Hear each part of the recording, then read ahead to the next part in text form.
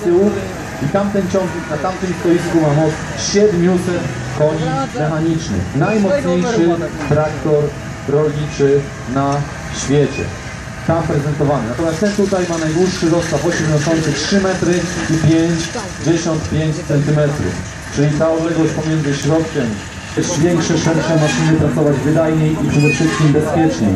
Ciągnik stabilniej pracuje, doskonały promień skrętu przy tak dużym rozstawie osi powoduje, że te ciągniki mimo swoich dużych gabarytów praktycznie zawracają w miejscu. Wydajna hydraulika o wydajności dochodzącej do prawie 300 litrów na minutę, oczywiście pompa o zmiennym wydatku, czyli pompa, która dawkuje. Jest to o tyle istotne i ciekawe, że w tym roku ta fabryka właśnie w miejscowości Basildon w Anglii obchodzi swoje 50-lecie istnienia. Od ponad pół wieku w tej fabryce powstają ciągniki rolnicze. Serii T8 produkowane są w fabryce w Stanach Zjednoczonych.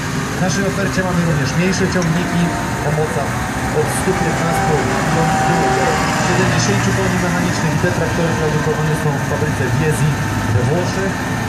Tam również są produkowane specjalistyczne ciągniki przy namiocie, ciągnik TD 505. To są ciągniki, które odnalazły się w realiach polskich gospodarstw.